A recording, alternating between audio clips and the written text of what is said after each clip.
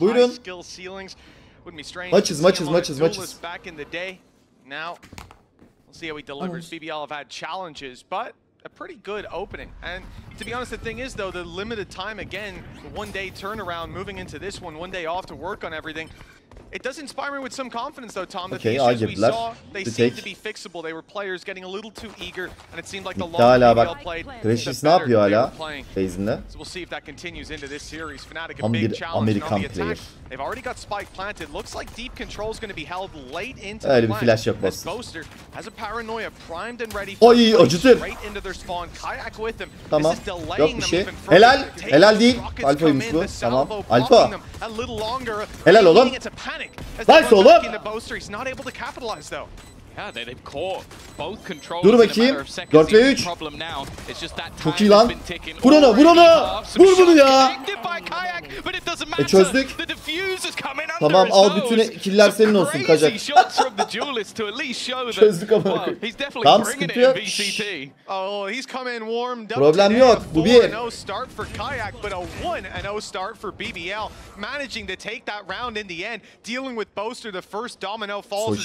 Soşi. Çok iyi. İyi okudu. Çocukun vuruşlar ne peki abi? Çok iyi. They were on the same page. It's got them around. More than halfway to his ult. Astraki çok kritikti. That's something at least. They've collected the orbs as they go, but yeah, the round going the way of BBL. Solid start for the Oy Levnim. Boster'a fokus arkadaşlar. Boster'ı vuruyoruz. Full Boster'ı vuruyoruz. Onun mentali düşür. Two duelists coming into the VCT, but one I would say has a lot more in terms of pressure on their shoulders. An Ascension winner, someone who was purchased out to replace Durka. Like, that's ultimately the goal. That's the shoes that need to be filled. Definitely not easy ones at that. As said, I think the double drone is definitely going to be an interesting. Nice oğlum Profek lan. Olur. Soşi geldi. Bravo Soşi. Tertemiz olsun. Tertemiz değil ama olsun. Sıkıntı yok, problem yok. Bonus.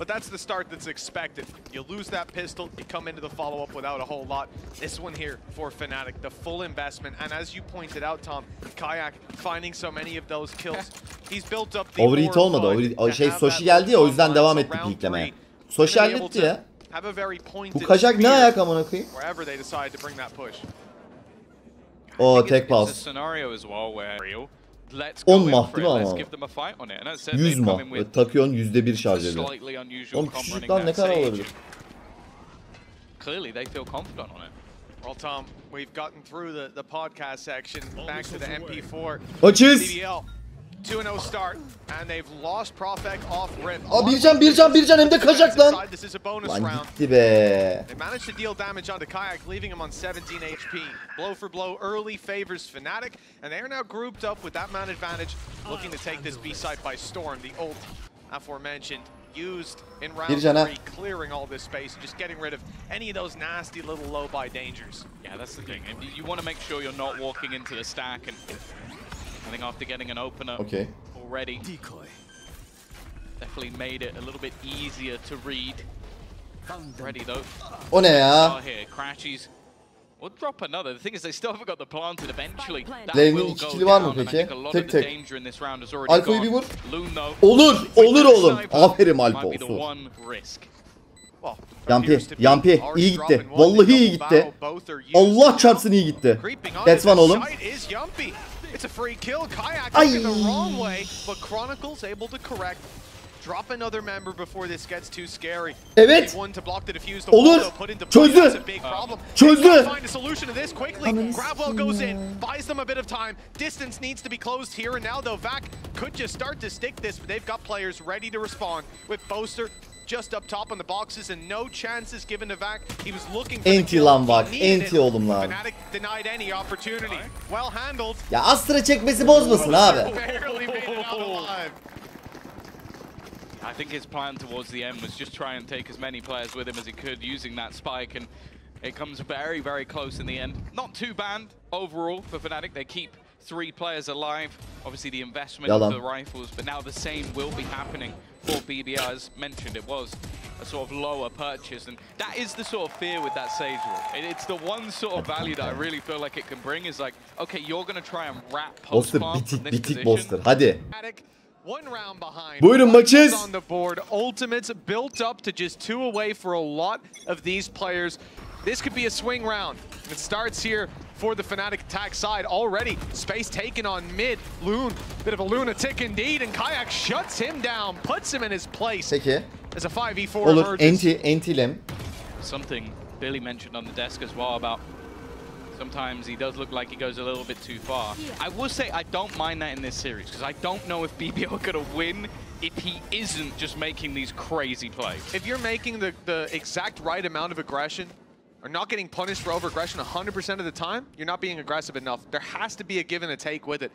And I think here, definitely a give from him. Gave the pick away to his opponents. Ay, ona da döndü de işte. It kind of works out the same. Lost the breach, man advantage still for Smoke'ları yok derim.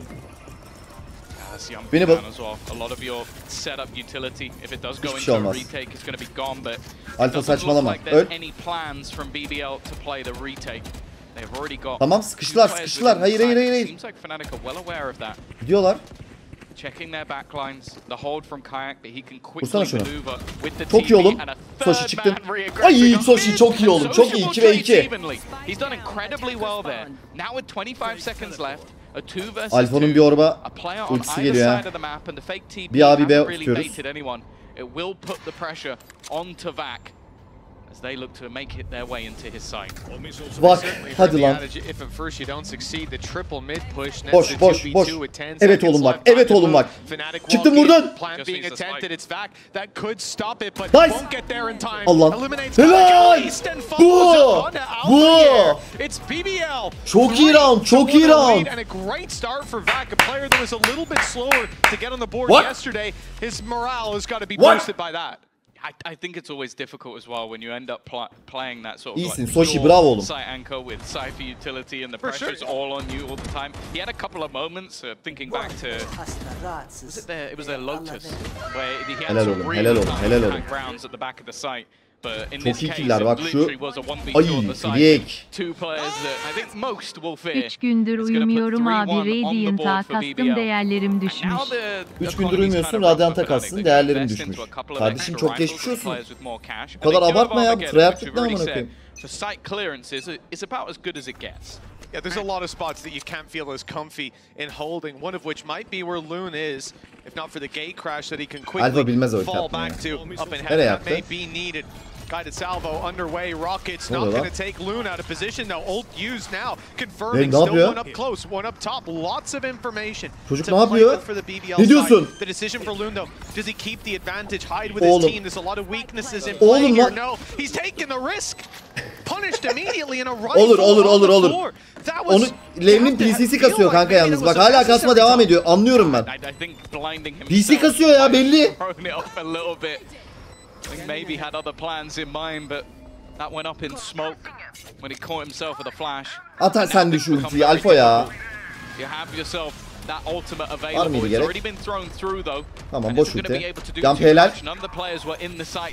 Onu vur. Bunu vurun kanka. Nice. Yumpy's actually walked past his opponent, and that time really is ticking. Boaster still within the site. They have to be on it right now, and I'm intrigued to see if this is actually going to go through. Ya bir kere de ya, ne olur ya. Bir kere ya. I bet Chronicle's happy to be on the other side of the 0.01 this time. I did not think that was going through, man.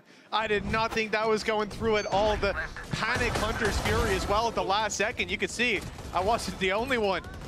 A FNATIC taking that round. Abi bıktım şu FNATIC'e dursun zaman çekmekten ya. Was genuinely the last time I remember that happening. Chronicle was on the other team to Boaster.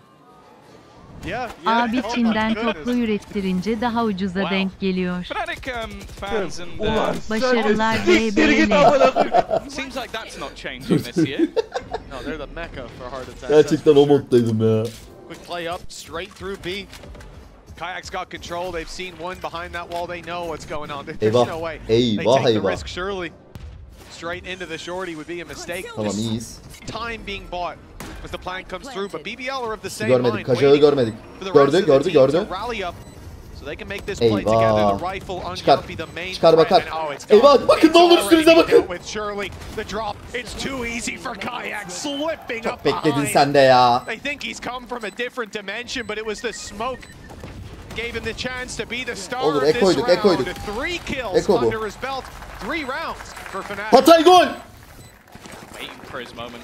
I think knowing that his teammates had him covered, but again, that was Güzel haberler. I feel like important though for FNATIC to keep that one nice and clean. After the last round ended with, I think, no one left standing. Bir anda bildirimi gördüm. To make sure that they have those credits in their back pocket. I'm excited now as well to see that operator come online. Koyduk şimdi gun round hadi. Yalandan 3-3 yaptı bak FNATIC gene. O round bizimdi ya. Bu Eko'da kalmayacaktık. Lem. Yeah, well, the aggression has gone up to start with.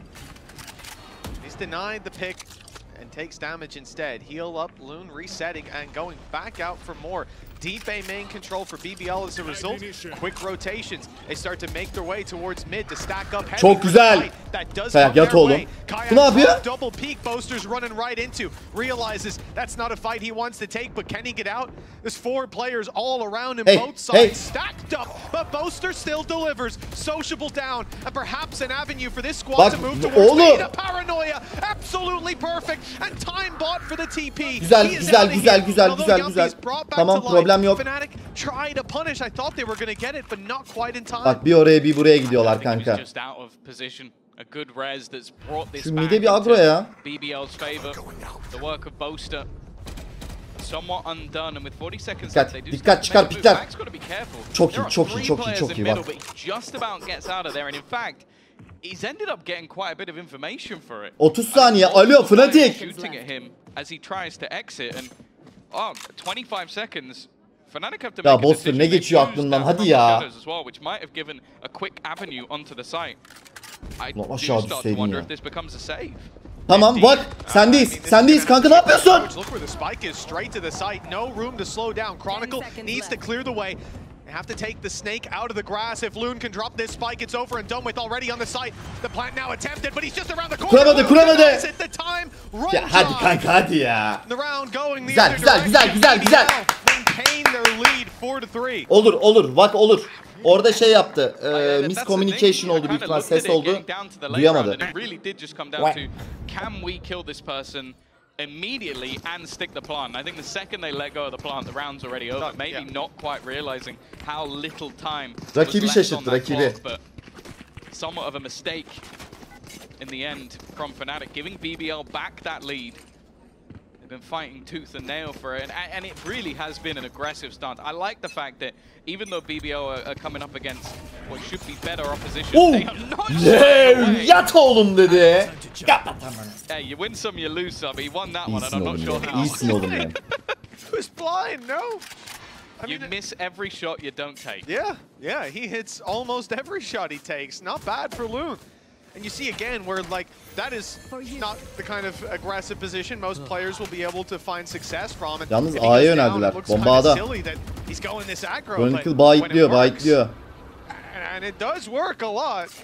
You end up with ama an advantage sıkıntı like this, yok. heal A'da back up as well. sociable var. Sociable. just make sure reset Loon.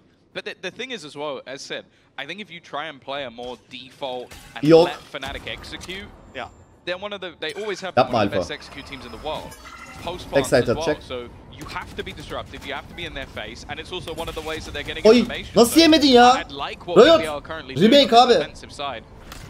Speaking of those executions, FNATIC are setting up for one here on A. Looking like a pointed approach. Social. Gördü ya. Caught on that right side. Tamam sıkıntı yok. Hiç problem yok. Hiç yok. Sıfır. Bittiler. They choked. 20 saniye var. Ne yapıyorlar kanka? Round in, round out. The other day. 15 seconds. Save'liyorlar. This time I think it is a save. Unless they do just run in. Bir dakika. Chronicle's got one. No real movement. Spike is still actually shifting forward. They are moving in. Nice oğlum. Bir tane daha. Nice lan sana Yampi. Yuppie's just stopping them. Spikes vur. Weapons thrown to the ether. Into the abyss and they won't be coming back. I agree with you, Tom. At 15 seconds, I'm 100% Boster with you. Boster It's çok. safe. The spike's moving forward still. I think they called the push Yampi, in at like outplay diyor Boster'a. Outplay. When İç oğlum. It Oh. still took like 5 or 6 Afiyet olsun seconds on the yarasın. kill to the push in. David'ime. Like, with that little time on, it's been good. Tempered it. Well, I'm not going to call 5-3. it tempered. Hadi oğlum. It's just Gelsin been 6 gelsin They hadi. have aggression, but then they also have Yoru all ultimiz, that yoru ultileri var. like those really late stars being put down for smokes, the wall being utilized, the slows as well from back. It B'ye is geliyorlar. just annoying. That's what they've Tamam, built. bak They've built orada. an irritating comp. 31 We can mi? see the pace change. Some of these were working earlier on. Kayak again. He's been getting so many kills that this ultimate is continuously coming online. But he's trapped in a corner. Oy çok iyi lan bak. To go. The Sage Wall just left him in the back of the site. And Buraya double pick. Nice. Pikle hepsine pikle. Bu. Helal Alfa kaldı. Sakin beyler. At aşağı kendini Alfa hadi. At aşağı kendini. The superstar of Alpha, he's going to go down as well. Great round from BBL. Well, this is it. Previously, you look at how these pushes might go down. Kayak taking that same kind of space, but then Alpha Yer with a second lease of life with that shield on ISO rushing through to claim the space. This time, though, that utility is being used with this composition to set Kayak up to clear all these spaces and keep players back. And that's a very unlucky way to go. Not only could he not see him as his teammate was in the way, he got full blinded and still didn't shoot the decoy. The funny thing is as well though, Benim vuruşu kes şimdi. Tık. Yeah, but he could just or even just Bu çocuk walk buradan out when he oynuyor. still had the ult, but because the Sage was there, he's just gonna go, oh, I actually have nowhere left to go. Ne diyorsun ya There Lev? goes Loon again. It has to be expected. Ne diyorsun sen? Ne diyorsun? Neler anlatıyorsun? Neler izletiyorsun bize ya? We've spoken about it many a time. Bak bu ismi bir yere yazın. Lem. Chances are they're going to be pretty good, and it seems like he's another hit. I'm yet to see a miss, actually. I'm yet to, that just seems to be the meta. At the end of the day, man, like we're gonna have 60 Turkish players in a few years. When this guy's doing it against Giants, it's one thing. Alfa yok öyle bir şey. FNATIC, if this continues, Ses yaptı, ses. Duymuştur. There already are a lot of eyes on him. Hey. It's only going to be from here on out. Alpha Yer. Oğlum Beck yanıyor. Back again, steadfast in his defense of the B site. Boster o denendi abi az önce ama. But it's not going to give them any extra avenue of approach. He is dropped immediately. Even Chronicle to make this as costly as he can. At least one drop. Çok iyi. That is where it ends. A 3-piece for Loon. Another big round from that young star. And 7 on the board for BBL. This was equalized 3-3 not long ago, Tom. But, well, there doesn't seem to be any slowing down the Turkish side now. I genuinely don't know if I've seen a Sage more. Makina ya, makina. Bak bak Beck'in vuruşa bak. Tokat It's not atmış. like he's doing much unique. He's put it flat, I think, once or twice across the main part of the site. But other than that, he's just putting it down, and every time someone walks around it, they Hadi die. çocuklar, hadi çocuklar. There isn't really that much space, and there's no opportunity for trades. It seems 9-1'de. really silly, but Neyse it abi, does 9-1'de feel de. like one of the main things that has Konuşuruz been onu sonra. frustrating FNATIC in this match. Oh, absolutely. Maybe just break it. Destroy it. We'll see if that idea is put into effect. The fun thing is, though, Loon then plays ahead sometimes. So it's not like they're just sitting doing the same thing again and again. Çok iyi Lev. He's ahead of it. So you're not expecting anybody to be that far forward. That's İyi already ulti, iyi ulti. By the way, he had the spike. Evet. That's one oğlum. Ne diyorsun ya Lev? Oğlum deminden şimdiye geldi. Nereye gittin lan? Olur anlayamadı o aim. E'nin orada olduğunu anlayamadı ya. Bomba bizde. 4v3 ama satılmasın ev. Yapma. Bir can. Ya Alfa hadi ya. Ne yapacaksın? Also, you know, 5v3 and they had the spike. I think that's an important extra piece of information. FNATIC no ultimates to claim it back in terms of Boaster, but Alpha Yer going to be putting in the Armageddon. Big problem for players on site. Having now moved back exactly where Boaster knows, but Profek still delivers. Bir can, Allah çarpsın bir can. Nice oğlum. For dear life, but Profek makes hadi. go. Aynen. Slowly slips out aynen Amerika of VCT aynen. attacking side. 12 seconds left. Spike down 1v3 for Crashies and no money. It's time to save. This half has fallen apart for FNATIC. This round is more terrifying than you might think as well. Ultileri de aldık bu arada. Olur Yampi. Hiç problem yok. Ultisi gelsin diye yaptı büyük ihtimal. Bakalım. Bu çocuk boş ölmez bak ha. Dedim bu çocuk boş ölmez. Zehir zehir. Ultisi geldi. Abi ona birdi de. Neyse ya. And you lose the round. Like that's a really bad position from their perspective. And then you look at the other side. Okay, you now have Rolling Thunder online. You're halfway to getting the res again. You're almost at the Cosmic Divide. And what? There's only one round left in the half. And FNATIC haydi son el 9. Lane geldi. Koy oğlum cross boss. Oy! Nasıl difliyor Kajak'ı, nasıl difliyor? Sola bir daha pikledin. Pikle! Pikle Boster, pikle!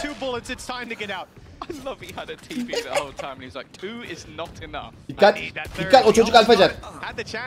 Vurduk mu bir tane? Bir tane vurmuşuz. Nice oğlum Lane. Bir can alfa, bir can. Nice! Ah. En kötüleri kaldı, en kötüleri. Ace geliyordu ya. I don't think I've ever seen anyone disrespect FNATIC this much. Like it's almost like it's a new year and he's forgotten who they are. It's just filthy. Fights them tooth and nail. Does that versus Alpha. Now Chronicle. Well, the desk had a conversation of who they. Lane başka oynuyor. Bak buradan oynuyor. Başka oynuyor acaba. Boaster was the choice. Well, we get to see what Chronicle can do here. 25 seconds up and coming. Still has the spike. Has a chance to isolate Vac, who currently sits at the back of site alone. Oh, that rotation's already coming in with a Rolling Thunder. I don't think that leaves any hope. A very impressive half from BBL. Maxis 102. ayın kutlu olsun abi, hoş geldin. Yani Shiva oynayacak. Fakat teşekkür edeceğiz. Ama bak yani müthiş oynuyor bugün, bak müthiş.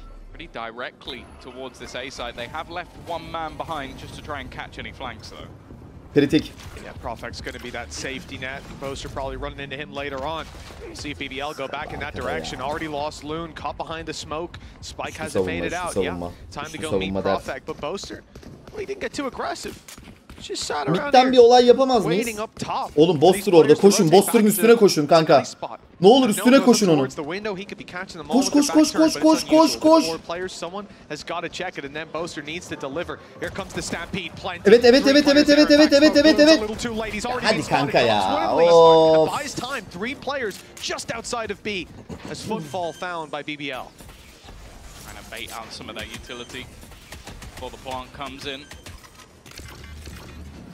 Of.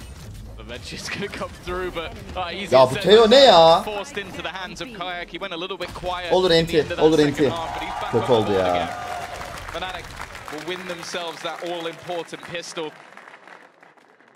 Now they can start to try and kick things back into gear in the second half. Sage'i kaybetmemiz kötü oldu ya. I think what we've seen most teams going for with the salvo, just using it to push players out of position into your crosshair, force that closer peek for them. You've got that advantage to capitalize on. Players like Kayak will not let those advantages fall into your hands. Being used in the first and FNATIC el alınca ses yükseltiyorlar ha. And then it's recharged so quickly he can use it to stop. He denied plants on either side. I think we're looking at probably like a 2-kill reset for that or something in the future. I think the rework will be. I doubt it's more time. Okay, that could have gotten a little bit dicey, but there's plenty of players on FNATIC who are just running pistols as well. So even in a round like this, you lose one, you lose two. As long as those players are close enough to pick up the fallen pieces, or indeed maybe they have those pieces themselves, if Boaster has just a classic, then it's going to be fine. You don't end up losing that much overall. So 2 kills already. BBL, they lose a lot of their punch, even if they group up now and hit a side as a unit. Ne kadar öldürsek kar ya. Şu alfajeri bir... Vur oğlum şunu. Alo. Çok iyi. Bu iki. Bak özgüven vermeyin. Boster'a özgüven vermeyin. Oh yeah. Oh, he's got rid of it. He's left on the floor. Talk to HR. Wasn't be that good, I guess. Not worth keeping. Ne oluyor ya? He's just cut that one a little bit early. Yeah, as well, like the fact is those players were running into the Pistols. They had the best chance to win those duels and get the spike on the floor there than anywhere else. But it doesn't work out. Good kills across the board for FNATIC. Good economy builder as well, which is very important when you're trailing by 4. Still quite the lead for BBL. And now the rifles come out for that attacking side. Hadi bu round önemli. Bonuslar. Bonus da değiller pek yani. 2 tane rifle var. Guardian var, Bulldog var. Hatta 2 Bulldog. Yani iyi çekmiş FNATIC. Boaster setup has that Cyanker. Now he does have pretty close support, but Loon is already in TP onto the side. Looking to try and take as much space as he can. And while the flash, I think maybe slightly off, it's going to leave him blinded instead of Boaster. And that duel will go the other way. 4v5. Retake oynayacaklar. Plan secured at least. Geçemez abi orada. Geçti lan. Tamam. Angle held as they cross back over. It's sociable, looking for the battle through that wall. He'll get it. He's been spotted. Hiçbir şey yok. Hiçbir şey yok. Because too, they've dodged all that utility, ready to take the fights, but in a very nasty position as the wall is chipped away at. Çok iyi Yampi. Önemli kill. Hepsi backside, hepsi. Ay! Abi inanılmaz.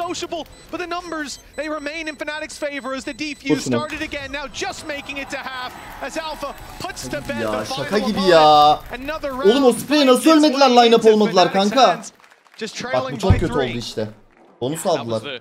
Sort of curse of that aggressive plan is you really needed to hold on to that deep control, having the sage wall broken pretty quick, and also all of the utility that was removed from the drone that was put in to just sort of leave those players stuck in the mud.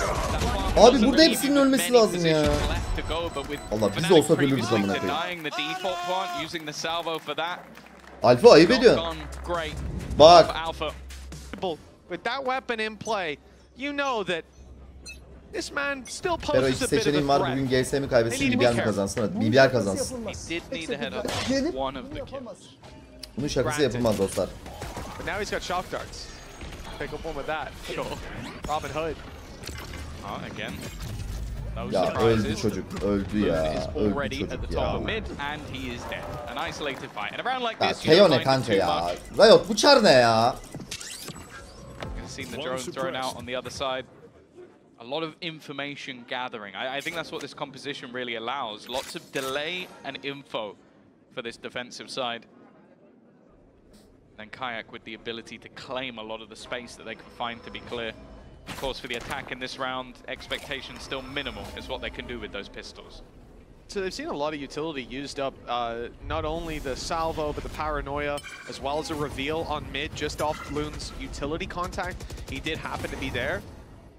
But there's a good chance that util gets burned Boster'ı vursak, silahını alsak, oradan Kayak bir hata yapsa. Now with a choice, fight ahead of this push or wait and attempt the retake. Kayak manages to pick up one and they walk straight into Alpha here. Not something you usually get to walk away from. 9-7. Ulan armorları bile gitmedi ya. Kötü oldu. Ekonomik açıdan kötü oldu bu. Ulti momentumu da aldılar şimdi. Bak sıkıntıya girdik ha.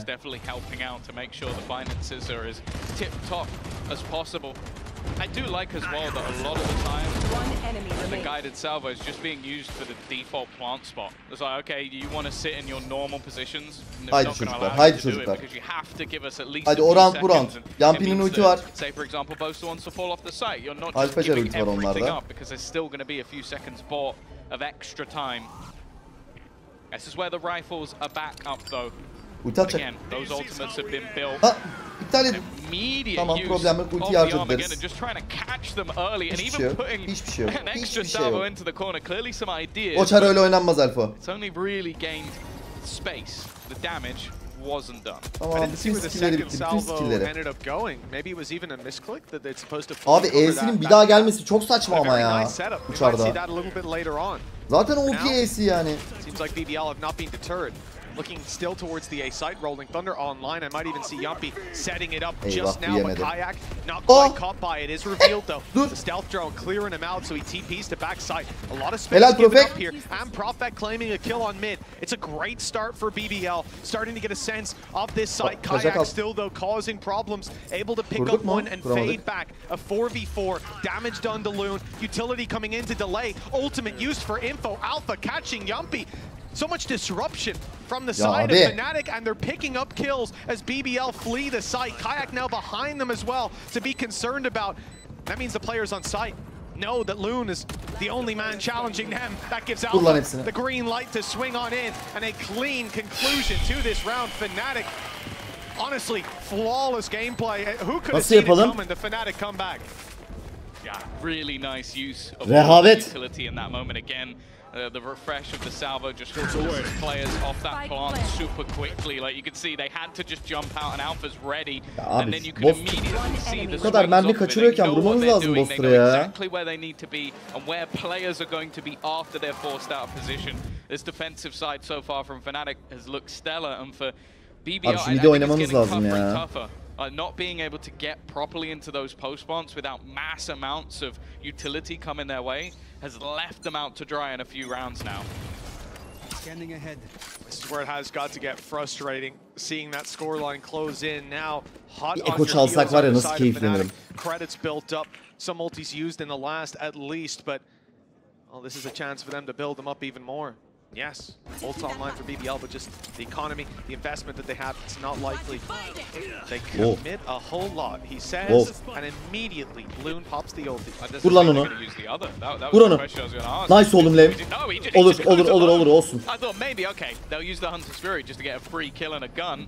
No, instead Loon was like, oh, I can take him, I've got this. Nasıl yapacağız bu silahlarla? Soşi'ye bakar.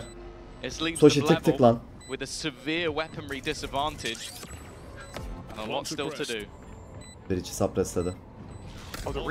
Yumpy iyi oynadı. Yumpy iyi oynadı. But now he's up close looking for the fight. The shots don't land though again. Weaponry disadvantage in play. At. Glaring for the side of BBL. They've lost Yumpy, they've lost the site, a star. Şey söyleyeceğim, aldık lan eli. Aldık eli. And a couple of kills. This could actually work out. Evet. Bu. Claims Alpha Yer and the Gravwell wasn't even needed at çok keyifliyim şu an. Olsun vursun, sıkıntı yok, problem yok. Eko'yduk zaten. Eko çaldık abi, çok iyi. 10'a 8. Çok iyi. Müthiş oyun, müthiş oyun. Aferin Yumpy, aferin oğlum. What an impressive way to do it. A pay save card, thrifty, but again, you look at this man, sociable, and what he's able to do with so little. That ult was basically to buy them some time. Bak bakın bu kill de kritik ha. Lan Soshi, ulan Soshi yaptın yine, vallahi yaptın yine bak. That's about as good as you'll see a Hunter's Fury work these days, and well, we talked about that as a low investment round. We didn't even expect the ultimates to be used. It's won them the round outright. Bu bak, bu roundu da alalım 11-8 hadi. Eko'ya düşerler mi? Düşmezler. Paraları çok ya. Really nice rounds on display from that side, but BBL, they still have some gas in the tank. It's a race to the finish. Tamam. BBL have the lead, but by a narrow 3 kişi çektik B'ye. Hemen hızlıca, hemen ama. Koşun ya, Türk rush'ı ya. Evet oğlum Yumpy, vallahi Türk oldu bu çocuk ya. Moving through the spawn. But they won't be there in time to deny this control. A plant is found by BBL. Güzel kurduk. First times I think we've seen Alfia on the wrong side of the map, and that's definitely made it tougher. A lot of the time he was denying. Daha gelene kadar. Hadi oğlum hadi. Time oynasak alırız lan. Aggressive position with the wall. The plant though in a better position for the players who are in main. Bir şey yok mu ya? You can see those dur bakayım Profek. spots, and you need to highlight also what Profek is currently doing. Nereye gittin amına? Inferno'ya gitti. Coming in incredibly late just to make sure that this becomes bir tane çıkartsaydım. Bak vur lan bir tane. Bak helal lan sana Soshi, helal. Oluyor. And he's right there in the last second. This could be Aldık problem yok. Tamam güzel. Bir şey yok. Aldık oğlum. Red Bull clutch, glory, and another step towards victory. Maybe a stumble towards victory. Fena fake yediler kanka, fena. I could have turned coal to diamonds with the way I clenched there. That was ridiculous. Ne? And as well, you know, a little bit of extra time bought by Vac on the backside with the wall in play, dancing in and out of the angle. Every contribution bayılıyorum şu hırsına ya. ran down that clock that drained the time away. Gets BBL to this position. Rifles still there for FNATIC. Decent buy, good amount. Ne yapıyor? Lem sandı kendini. Lem sandı kendini. Çok iyi oğlum, çok iyi çıktı bir de. Bak Crash'in eli ayağına dolaştı, With just a few seconds off the clock. Yeah, the fact that the Hunter's Fury goes in as well. 5v4, sakin çocuklar. With an attempt to do mass damage. He runs in with the drone and beats a Sage Wall in the spawn. And it's almost just being used as şey söyleyeceğim, B'ye geldiler. A dönmedik mi? Because they have to break a wall if they do. Bit of a slowdown. B'de çoklar ya. 3 kişiler B'de ya. Göstermediler de drone'a. Biri döndü A'ya. Boster da dönüyor. Ayıktılar. And now they realize, look, only 3 players still here, ready to fight. Flash goes through. The peak slow from Loon. 8 HP. So low, but that will not stop the gate crash put through. 2v3. Even if being spotted by Crash. Beyler Alfa'ya dikkat. It was faked out anyways. Alfa'ya dikkat, bir şeyler atıyor. Vur şunu ne yapıyor? Nice. Geldi 12. The spike planted, the round's already done. 12 to 8 with 4 chances to close out this map against FNATIC. This has been a sensational start to the season for BBL in their opening matchup, but this right here, it's a whole different kettle of fish. Yeah, again, like it has to be mentioned, having the stand-in in this sort of scenario is always going to make things a lot more difficult, especially when she was someone who is such a reliable actor. I think the Vac has gone well, but you have to look at the other players that are within this team, sociable, having highlight. Şımardınız. Chat. Enerji sinerji bir şey amına koyayım ya. They can play a mixed bag here. Throw it at the wall, see if it sticks. And we've got plenty of room to maneuver if we need to take an eco later and bounce back hard for the end of the game. Oh, here goes Loon. Evet oğlum, oraya çıktın. He just sticks the landing almost oğlum, immediately. sen neler yapıyorsun ya? Var ya NT lan. Vallahi yakasından tutacaktım. Çok iyisin lan Profek, çok iyisin be oğlum. This time not denying that plant. Ne oluyor? I wonder where Alpha will even place. It's such an obscure post-plant position. They're playing. Oy, Lem yanıyor. Lem vur oğlum, hepsini vur bir tane daha. Çok iyi çıktın lan. Manyak etti, manyak. Ölme lan. Eyvah. Ne oluyor? Yapacak bir şey yok ki çocuğun. Beyler. Ulti geldi. Süre. Süre. Aldık. Nice. Nice. Confirms that it's not. They bought that time and they bought enough. Kapat amına koyayım. They've done it. There's no stopping it now. The spike explodes and so do FNATIC's chances on map 1. It's a 1-0 start from a squad everyone had at the bottom of the list. Hadi oğlum. Maçız. BBL send an Alpha down.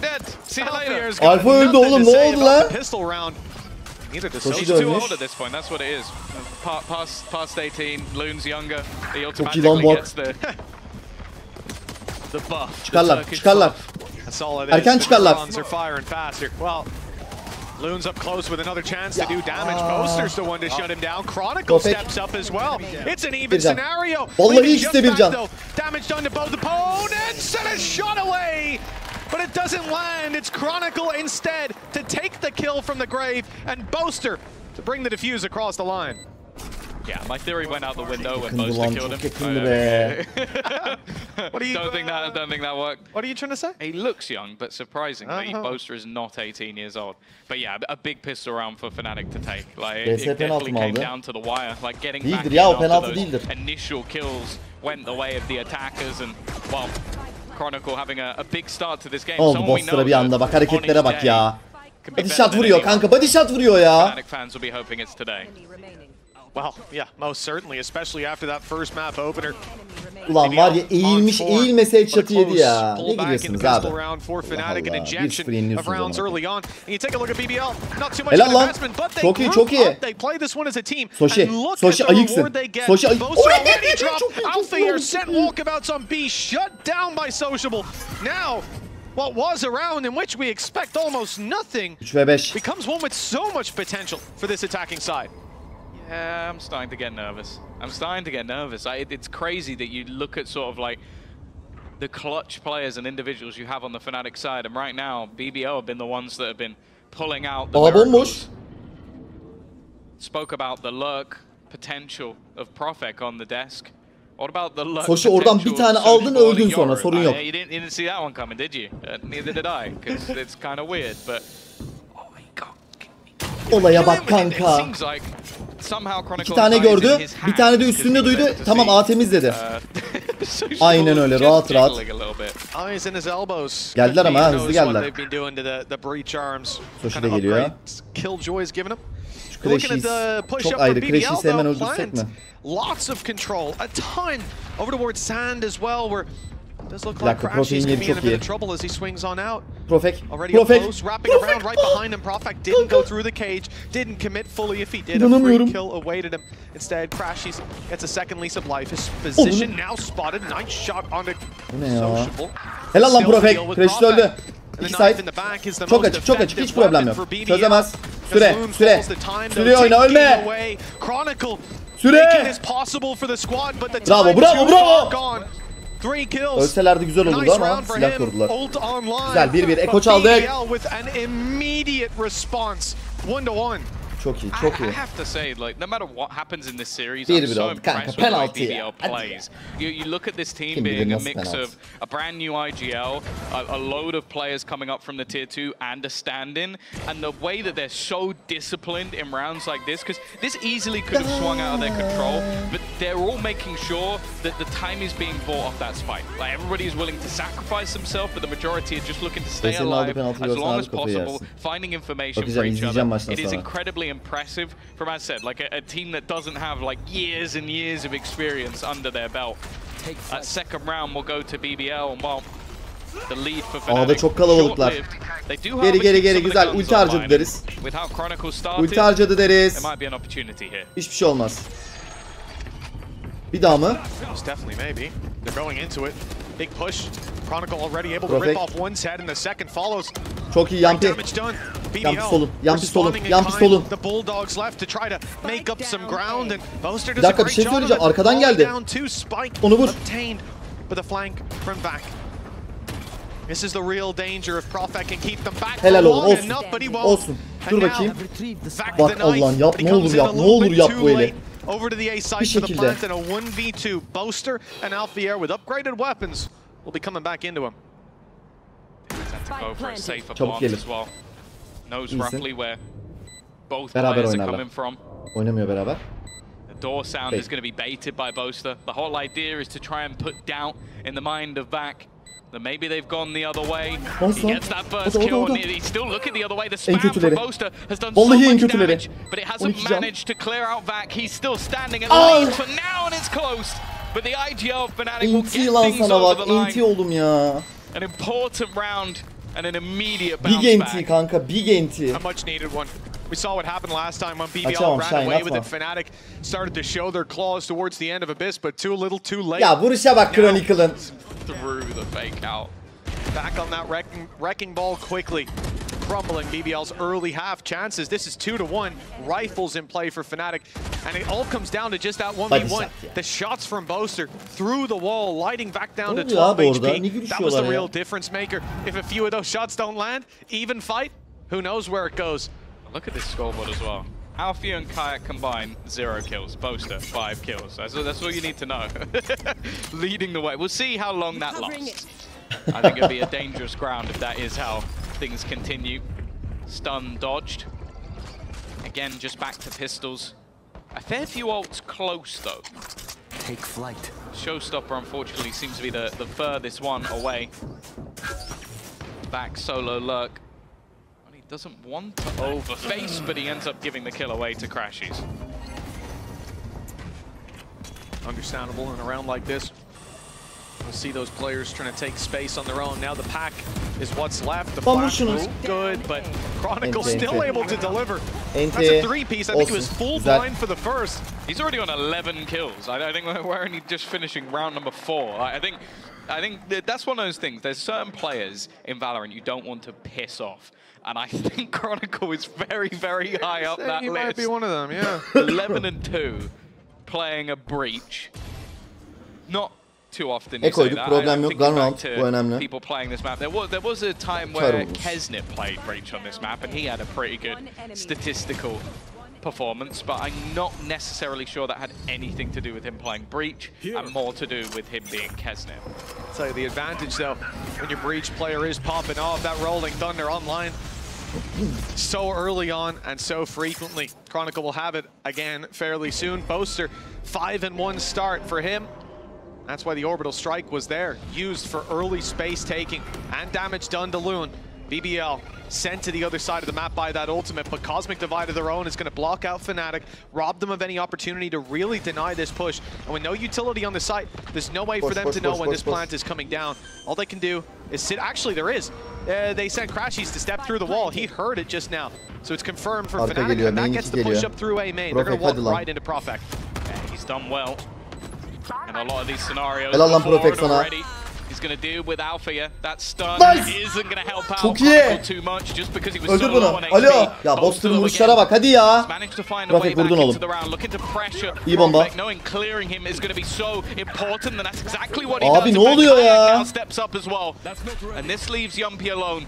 Ultimate already gone, time being bought. He goes through, but he can't quite connect that second shot. It will be the defusal coming through, and well, I have to say, in clutch scenarios, late round scenarios, Boaster has been unreal so far this game. Well, didn't you say Yinsu was doubting him earlier, saying that he wouldn't be the one that they want to like? No, she said he would be. He would. Okay. It was Baya who was doubting him. Baya was the doubter. Wow, well, it would suck to be the doubter right now. Burada nasıl öldük abi bu kadar? 8-1. 5 rounds into this map, Boaster showing his teeth and sinking them deep. Çok iyi olurmuş. And he's loving the feeling. Şımar oğlum, şımar. Güzel şımar. We got a bop out of it. But luckily, haydi oğlum, haydi oğlum. Every time it goes red. Kema hoş geldin. Haydi bakalım. 4-1 for FNATIC when we left you oh so long ago. That was the scoreline. Once again, we didn't sneak any rounds under your nose. It's going to be a big hit towards the A site and pressure on Alpha here. 0 kills so far. Soon to change. Straight through the wall for one and sociable onto Alpha. Catching him, fading back. It's a great punish from BBL. But he barely survives that engagement. Same can be said for Profek with control over the A site. Furkan teşekkür ederim Furkan. Alpha very nearly got quite a few kills. They think the Crashies might be there to clean up the mess, trying to predict where the next is. But Profek vur lan 2 tane. Still haven't managed to get that plant in. Patiently waiting is Profek, hoping the off angle will be enough, but it isn't. Bomba kur kafi ya. Koyduk. I remember Yumpy on the chamber from this exact position, but it's easier said than done. Soshi 8 can, tarih yazarsın bak. The only man with a kill in this round, and with completely the wrong weaponry for this sort of fight. Çok zor. Yeah, maybe a kill into a gate crash into a judge spree. Böyle körslemesem. Arkadaşlar bakın bu körs muhabbetini yapıyorsanız gidin alın abi. Al kanka buradan izle. Bak burada körslemeyen bir Ferit var. Yallah kanka. Hadi ya tutmayın beni ya. Probably didn't need it against that kind of an investment. First of all, very impactful because it stops the plant coming down. And secondly, FNATIC not only have a showstopper for this round, but one away from Rolling Thunder. With other ultimates coming online, this actually gets them into a perfect ult cycle where every couple rounds they can be dumping one as that safety net or saving them up in case things get a little dicey. BBL facing an uphill battle to say the least. Let's hope they've got their hiking boots on. Early control from Chronicle with the stun. Actually hasn't sent Sociable back in the other direction. He stuck around. Güzel He'll get his reward, but not before Bridge gidiyor önemli. Trades across the map. Chronicle has definitely been one of those players to watch thus far. Loon even going to just pop the showstopper. It'll be for space rather than for kills. Ulti boşa gitti biraz ama Soshi 2v1. Seen this. This attempted flank went horribly last time, but Crashies is going to win that battle. An important one. one. Bakıyordu. Ne oldu orada? Bir şey oldu ya. Alo? without those backlines, there isn't really that BBL. Oğlum ne oluyor? It's gonna be a tough hold. 3 ve 2. Tougher as they keep the Lane one-to-one trades yapın lan. going. FNATIC Bitirim close the ikili yapın distance, lan. up in play for Alpha here. It's not the easiest to step into that angle. Yumpy might have a chance. Çok iyi lan. Quick shot needed, and it lands. Flash primed and ready. Luna Nice. swing through the smoke. Lands perfectly and crashes. Bu. Almost Helal lan delivers with size that Yumpy transfer. Lane. But it's Çok not iyisiniz quite oğlum. in Çok time. iyisiniz lan. BBL 5-2. Önemliydi. And Çok again, it önemliydi. comes down to one. So midway through the pause, there have been so many rounds that have lasted with just one player standing. The thing is though, FNATIC have had a clean one here and there, so financially they are in a much better position. Even, interestingly, investing into the operator while having... No smokes on them. Ne diyorsun oğlum? No smoke ne? Round bitti amına koyayım. Clearly wanting to have both. See what that Hey, does. hey, Very vur şunu! aggressive push. Finally manages to finish his kanka dinner ya. into one, and actually with the stunned up team, that showstopper Nice, goes bak. through. Ay, Profek nice lan. And actually Profek wins one more. That was Vur lan a önünde bak. set for FNATIC to take over. Bir can herif, Well, bir can Monster ya. eventually Bakın. will even things up again, but Bir şey söyleyeceğim. 3'le 3 bir can Boster. Yeah, fair to say that it could Babam, have. çök, Using çök, the Boster'a çök. showstopper, rounding the corner like that and being picked apart. I'm rolling Thunder as well. Operator on the floor, rolling Thunder used. We talked about FNATIC's ult economy and how they had so many advantages, being able to save them up and dump them into a round. Well, they did that right there. And they found themselves not quite a neck-and-neck position. HP favoring the side of BBL by a small margin. Ya, çok Boaster iyi though yeri. looking for the off angle, 21 Yeri HP. çok iyi The element kanka, of yeri çok surprise, iyi. his best chance to drop a player, and there it is. Bir Sociable can, didn't bir see him can adam coming. vuruyor. 20 HP on Yumpy. He's in danger and has to run 40 seconds Evet, evet, on the evet, clock. evet. They have to decide where to take that spike. No knowledge on where Crashies is. They only know about Boaster. So going anywhere else, there could be two players lurking. One gap. But they have walked cleanly into that gap left by FNATIC. Yeah, this was the only space Hadi oğlum, that was hadi left. oğlum, They hadi had oğlum. everything else Duydu galiba covered, şey. and- Well, that will at Duydu least give galiba. the plant, and more importantly, Denizi. that gives Yumpy his ult. Now, using it to effect is going to be difficult. He is so desperately low That's on one. HP, but instead, there's the re-aggression. Crash is just trying to wait for the timing, hoping the Prophet doesn't expect the second player to be here. This battle is absolutely everything. Just playing that time a little bit Harbi, longer. Could in çok fact win önemli them the bu. round. Now Prophet looks away. The expectation that there still Eyvah. could be someone there. But the doubt in his head, and he's actually repositioned maybe perfectly. It's just going to come Nice. down to this fight on the site, and Yumpy wins it. Now lift onto Süre, Crashes to süre, try and süre, get back süre. in. But that time is ticking. The stun going to slow him down Süre. even further, and the HP difference, not a massive amount. Hoping to Concentrate, try and kill him off, but it's down to Yumpy, and he will win it as well. BBL thread Hadi the oğlum, needle hadi in oğlum. this round, and they'll have themselves their third. Not even going to use, I guess, everything that was at his disposal in that Var ya last büyük fight. patlattık bak. Swinging out. Multiler de gitti onların, çok iyi oldu. No utility, a rifle in Benden mi ya hand, just bu? running that clock right down to the wire, knowing he wouldn't have it half already. And this is where it fell apart. Aferin lan Showstopper Profek. active, fired in, doesn't find its mark. Ya bak Push bunu up as vursaydı well bu arada for çok the daha easy'ydi close rank fight ya. lost by Anlık Alpha. oldu, 20 can kaldı herif. 3 that's the They crazy did. thing. And not only that, well, yeah, 3 versus 2 exactly, Çok because iyi oldu. Boaster's able to catch that kill from main, dealing the damage into Sociable, who in those situations is the man that gets them out of the spot of bother. Vur lan. Really nice stuff, and Vac going down again. Not going to win the fight towards the satellite. Kötü oldu. The rest of BBL now going to have to fight in without that control. They've got to be careful in this round still. Ultimates being utilized by FNATIC to try and pad the gap of what is a pretty horrible buy, but it's working. Already Çok iyi. managing a couple. Yumpy with a nice shot, but he's tagged low. Sociable now going to try and clear things CT out in the kapadık. cosmic divide. Burayı görüyor. They now know exactly where Koşu. these players are. Should mean that they can get a plant in, although saying that, I'm just looking Ya at hadi ya Crashies. Crashes with the spam. That's going to catch Yumpy out. Got the spike. Yampi ateş etmese ölür müydü acaba? From here, the plant being stuck. What is there to deny? There is still some utility Nice oğlum. that they're looking Güzel to kill. fire in, but doing so cost Crashies his life. Profek was waiting, outlaw in hand. An upgrade there on the floor if he wants it. He's sticking with şekilde ya, it. Sticking bir with the şekilde outlaw ya. here. It's Vuramadı, a risk, vuramadı. but it may pay off. Everyone but Alpha here will be one shot to him. Alpha with the big gun manages to drop one, leaving just Sociable. Already used his decoy.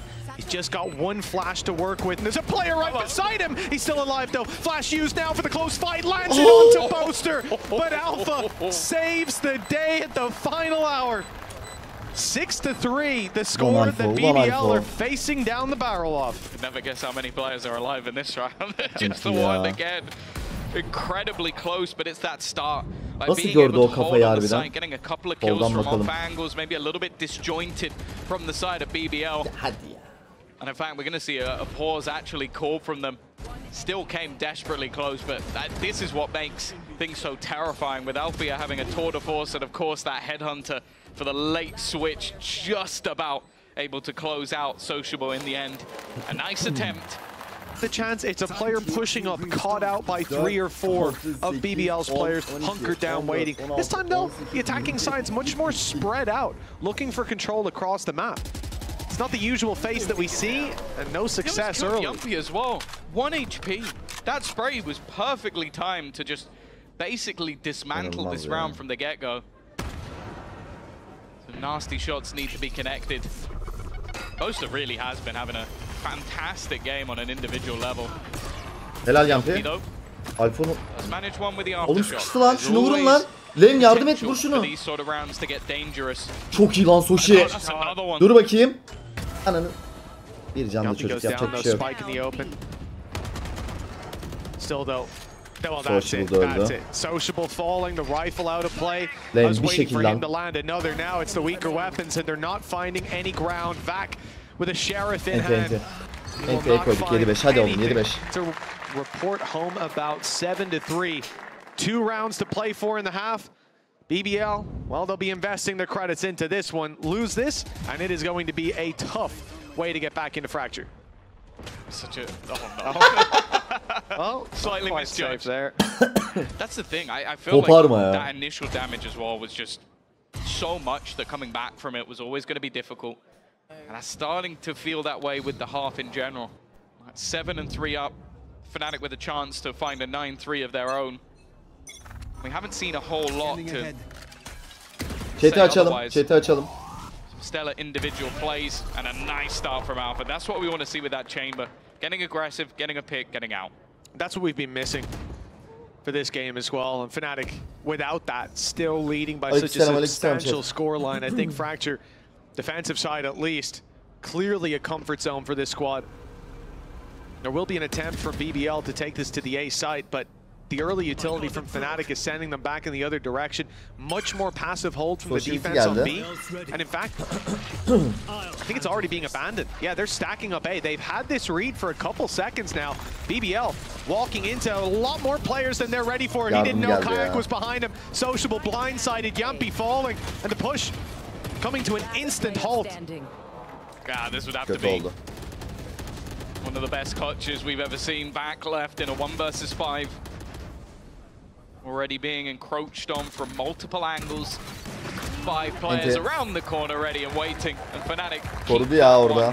Nice and clean. And that's a round that BBL really needed. That was the economy invested. Spanner in the works with Althier's early aggression, but this here is where it started to fall apart.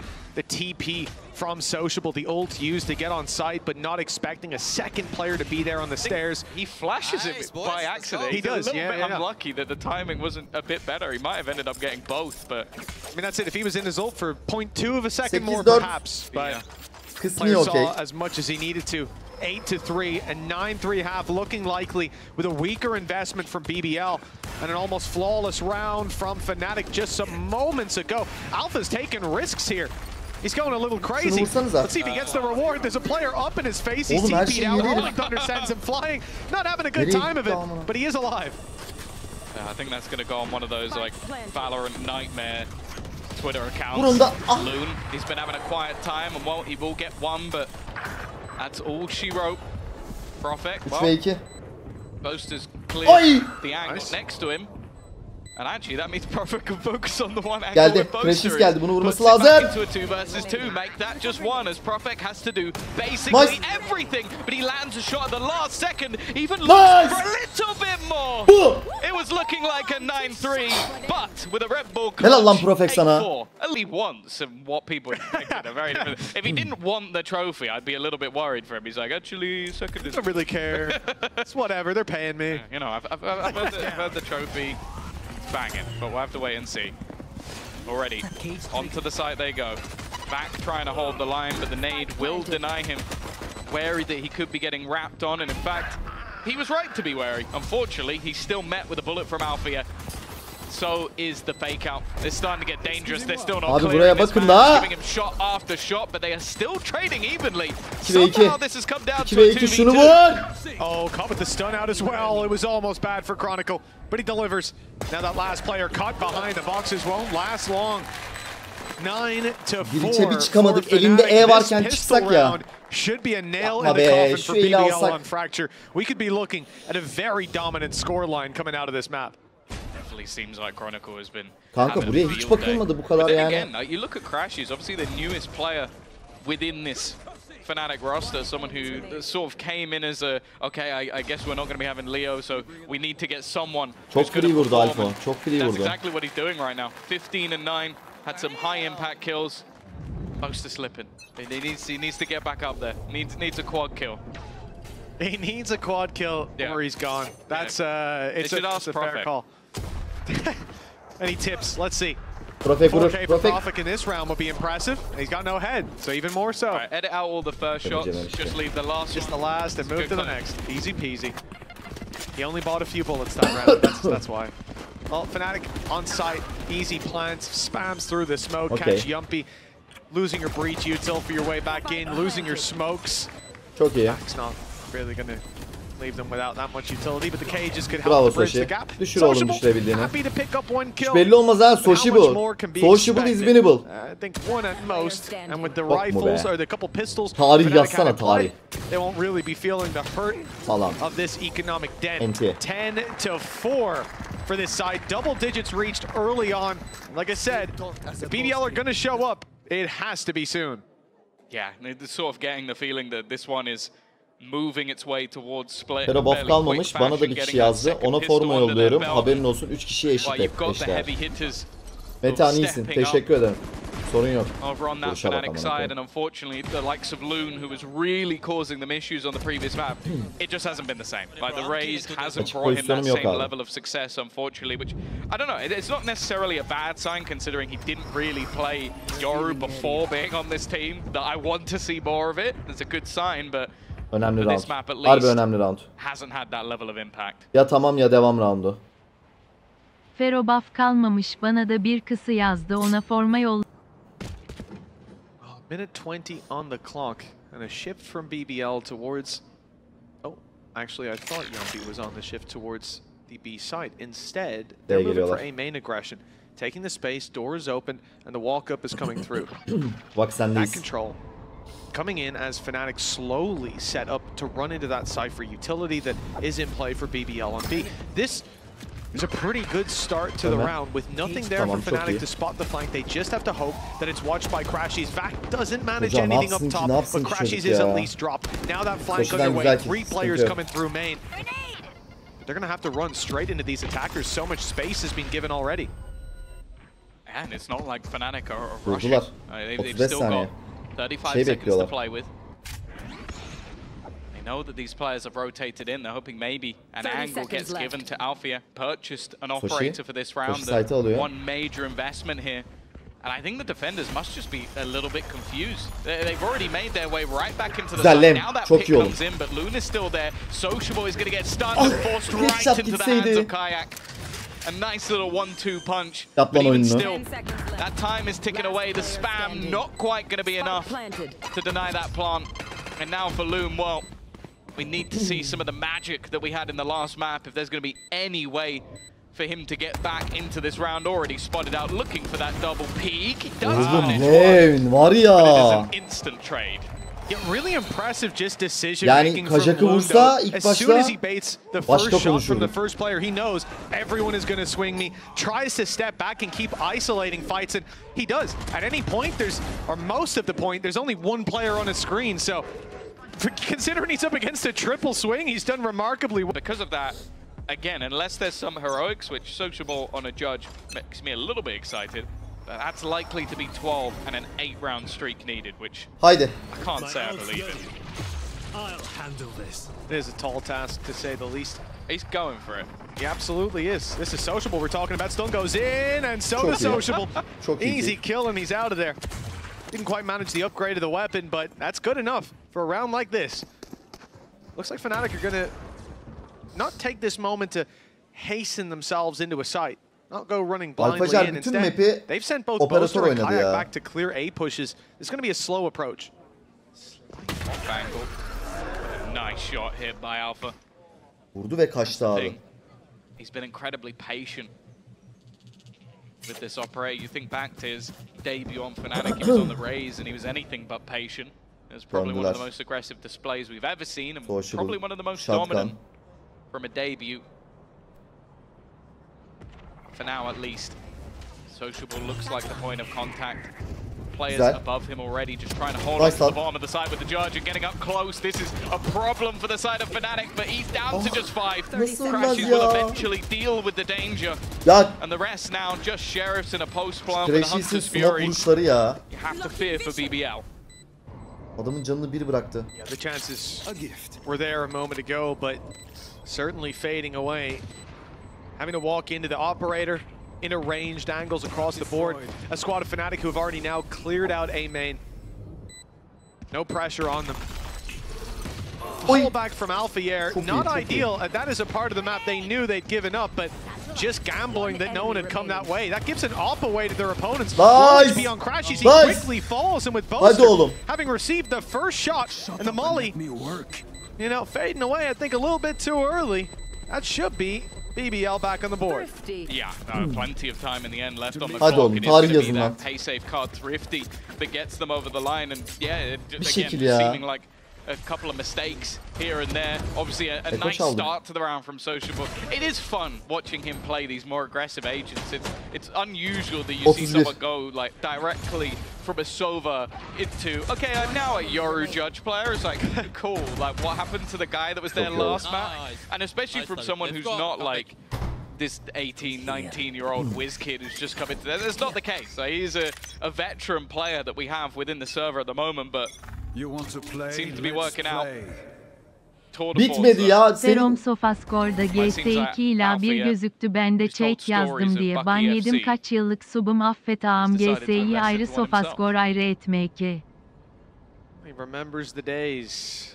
Well, he watched the boys doing their shenanigans. He remembers not being on the team. But it was an era in and of itself. Öyle bir şey mi oldu? Sofascore'da 2-1 mi yazdı? Good round previously, an operator on Loon. Doğru diyor diyorlar. diyorlar. Can do here on the attack for FNATIC. There's going to be Açsana banını. Challenges around every corner, but ones that Alpha Air is looking to Video açsana banını Hasan Emre'nin. Operator for their opponents. He'll take the tour de force for himself, but yet to find a victim. And it is just slow takes of map control from FNATIC. Not giving away where the commitment's coming through. This could still be a fake. There's minimal steps, but now it's being heard. Profek knows they're on the way back. Doesn't quite adjust in time. Caught out by Boaster. Yuppie emerging from the smoke is an element of surprise, but not one that catches them off guard.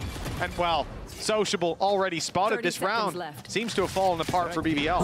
And it's a horrible one as well, because the only logical thing to do here is save. Like, you just don't have the backup of finances to throw guns away, but when you're this far down in the game, you kind of understand why risks are being taken. The thing is, like, for Loon, you're not winning this round. Like, holding on to the operator just has so much more value behind it. Bir dakika dur. Kardeşim yayıncısın sen, senin fanatik yerin ne böyle? Bir Türkçeyi öğren önce. 2-1'e dellenip banlıyorsun, çocuk musun? Fanatiklikle ne alakası var bunun? Gerizekalı. Dur seni ben önce banlayayım bir. Lan aptal. Yalan info vermesinler diye banlıyoruz. Kolpa info yapıyorlar GS 2-2 muhabbetine. Bunun fanatikle ne alakası var?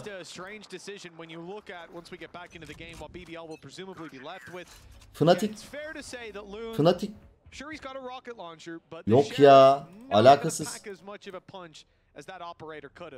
Plus now Alpha's got an Banladım ben, banladım. Spent. Sıkıntı yok. One anyway. Doesn't manage to connect the shot. No damage? Oh. Oh, it looked close, but Pick wall. close doesn't win anything.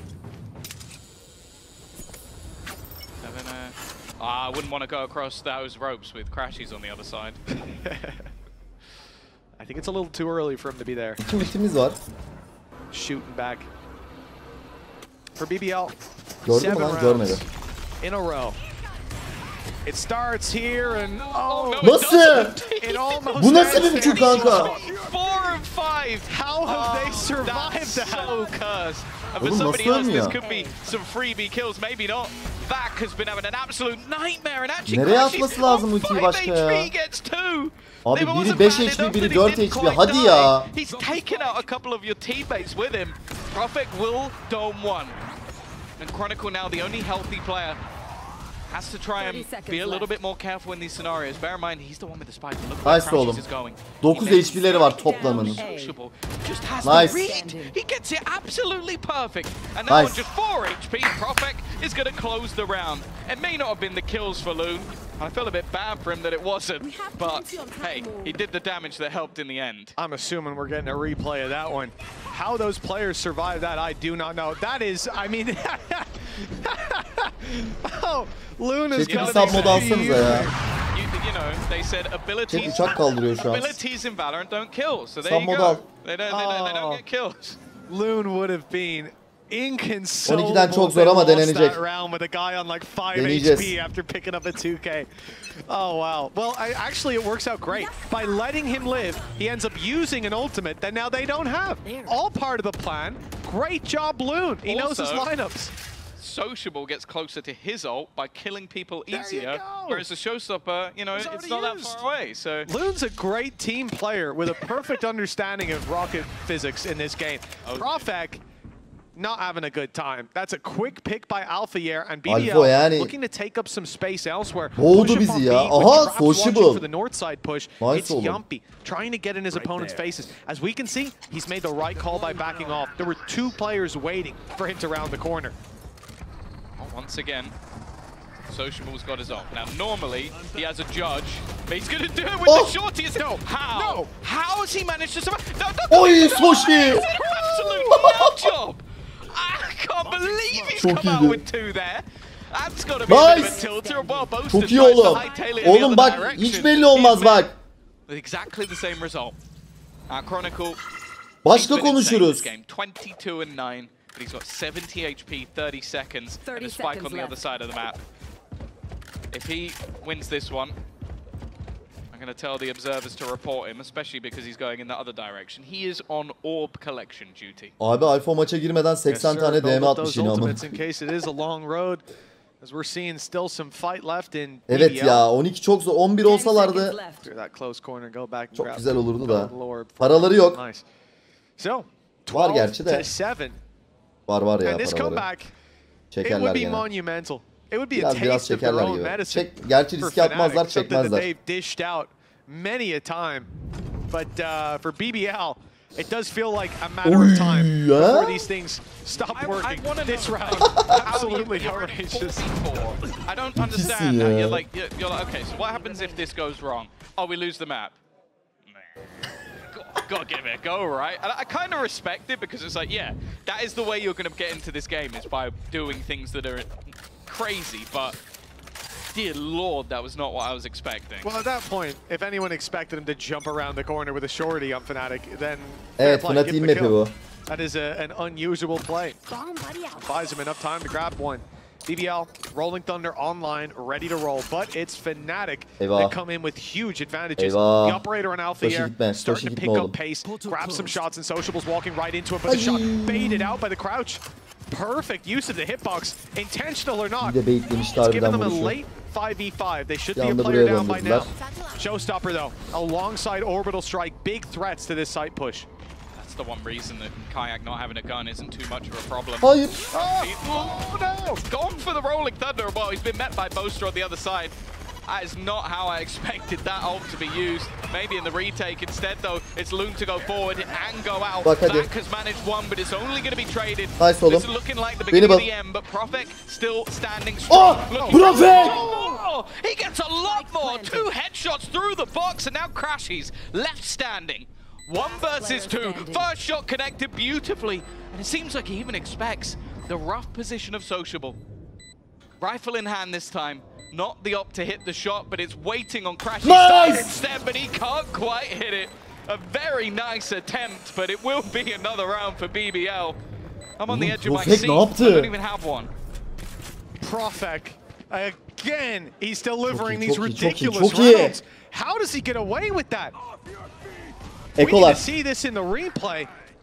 Initial fight's good, everything's standard gameplay. This was nice, the turn around, the shot, I believe on the Boaster to start with. Clean as can be, and immediately through 2 walls. Through 2 walls. Koşuyorlar tersten. It hasn't landed. I think there will be adjustments to that. 5 koşuyorlar. BBL, 4 in a row from this point, up against Stingers to start with. Weaker weapons in the hands of a team led by Boaster. Many a mighty team has fallen to such a buy, to such a thing, to such an economic bottom line. Back first, the dish out, danger though around every corner as BBL are discovering already. Man advantage falls to FNATIC, push through the smoke from back, but there, in a smoke of their own contained, and a swing together, that's another kill, advantage for the attacking side, and the B site now taken with nothing to say about it is Yumpy. He's trapped up top, a close-ranged fight against close-ranged weapons. Guess how that goes? Not in his favor. Sociable, the last man standing, and the head hunter finds its mark.